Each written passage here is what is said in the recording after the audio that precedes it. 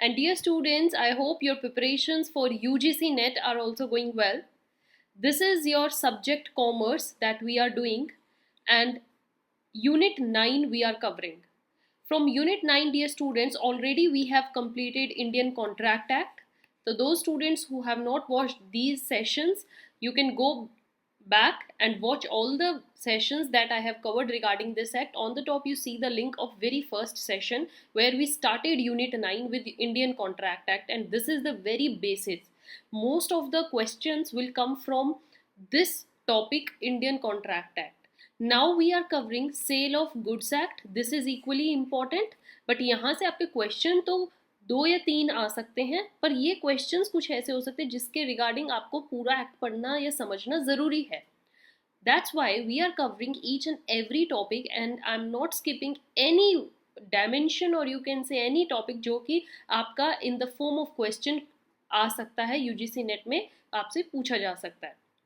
So cell of goods act का भी जो फर्स्ट हमने स्टार्ट किया था सेशन, वो भी लिंक आपको टॉप पर दिया गया है, where you can understand what actually is contract of sale of goods कैसे आया, history of it, and then you will thoroughly understand each session. तो उसके बाद अपने सारे सेशंस कवर कीजिए, अपना सिलेबस मेरे साथ कवर करते जाइए. यूनिट 9 पर ऑलरेडी हम आ चुके हैं. इस चैनल पर आपको यूनिट 2 से 9 तक के अभी तक के सारे सेशन मिलेंगे. Unit 1 dear students I have covered in my last channel, my other one, and that channel name is learn with Nishman. Those who want to watch the playlist of unit 1, on the top you see the link of my old channel learn with nishman. यहाँ पर आप जाकर unit 1 अपना cover कर सकते हैं. now topic for today is auction sales.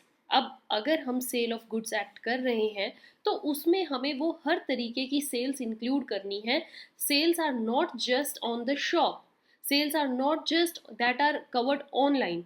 कुछ auction sales भी होती हैं. ऑक्शन सेल्स अगर मैं बिल्कुल जनरल टर्म में हम बोले तो लाइक किसी भी सामान की जब बोली लगती है, राइट, बोली लगती है, एंड द हाईएस्ट बिडर जो उस पर्टिकुलर गुड्स की सबसे ज़्यादा अमाउंट देने के लिए रेडी है, वह सेलर उसे ही वो सामान बेचेगा क्योंकि he wants to earn profit. If there is like something precious thing, बहुत ही प्रीशियस पेंटिंग है, like in this picture you can see this is the painting, and जो बिडर्स बैठे हैं, बायर्स बैठे हैं, वो उसके अलग अलग प्राइसेस बता रहे हैं. Somebody is saying 2 lakh, somebody is saying 3 lakhs, but एकदम से कोई बिडर बोलता है that I am going to pay 5 lakh for it.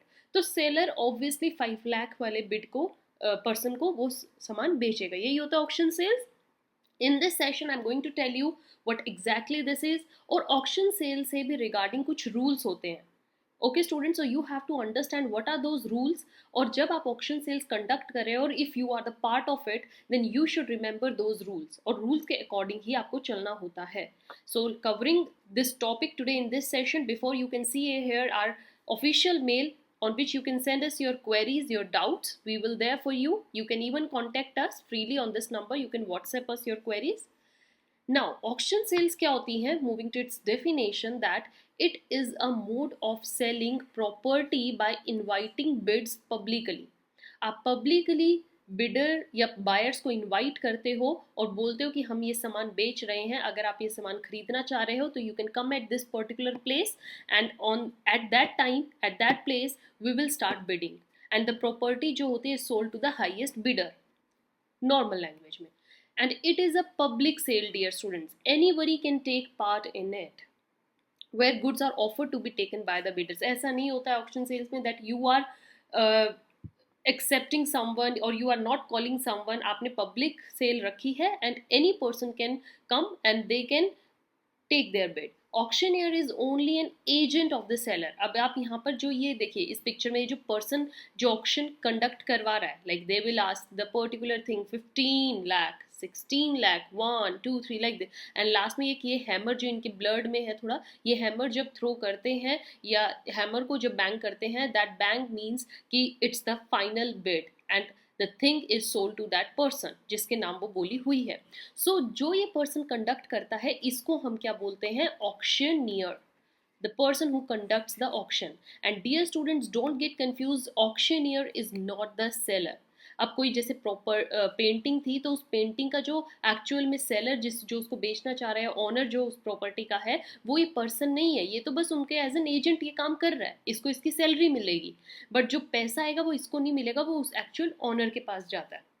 Now, let's see some rules regarding auction sales. Dear students, I hope you are understanding this. So, rules of auction sales क्या होते हैं? When goods are put up for the sale in lots, जब रखा जाता है, each lot is treated to be a subject of separate contract of sale. हर यहाँ पर आपने दो पेंटिंग देखी होगी, तो ये जो भी बोली लगेंगी पहले इस पेंटिंग के लिए लगेगी, फिर इसके लिए. ये नहीं माना जाएगा कि इस पर्टिकुलर जो आपने बोली लगाई है, चलो इसकी नहीं तो आप इसकी मान लो. नो, हर एक सेपरेट सेल होती है. एंड सेल इज कंप्लीट, कब का सेल को हम कंप्लीट समझते हैं? जब auctioneer announces its completion by a fall of hammer. Hammer को फोल करना या whatever there customary manner होती है, जिसके थ्रू ये माना जाए कि yes bid is now final, वो उसको हम सेल को तब कंप्लीट समझते हैं. And right to bid may be reserved expressly by और बिहाफ ऑफ सेलर. जो सेलर है वो कुछ बिडिंग के राइट्स अपने पास रखता है. सपोज सेलर ने बोला है कि मैं इस पर्टिकुलर पेंटिंग को 5 लाख से कम तो बेचूंगा ही नहीं, तो उसने ये प्राइस अपना रिजर्व कर लिया. 5 लाख इज रिजर्व्ड. आप 5 लाख से बिलो तो प्राइस बोल ही नहीं सकते, 5 लाख से अबव ही आपको बोलना पड़ेगा. Now if such right is not reserved, suppose आपने 5 लाख अमाउंट नहीं रखी, आपने कोई प्राइस रिजर्व नहीं रखा है, it is not lawful for auctioneer knowingly to take any bid from the seller. ठीक है, फिर ऑक्शनियर उनसे कुछ भी ऐसी बिड नहीं कह सकता कि आप प्राइस बोलिए, nothing. If seller is don't want to reserve, it's his choice. And sale में be notified to be subject to a reserve और अपसेट प्राइस. होती है, एक प्राइस सेट किया जाता है.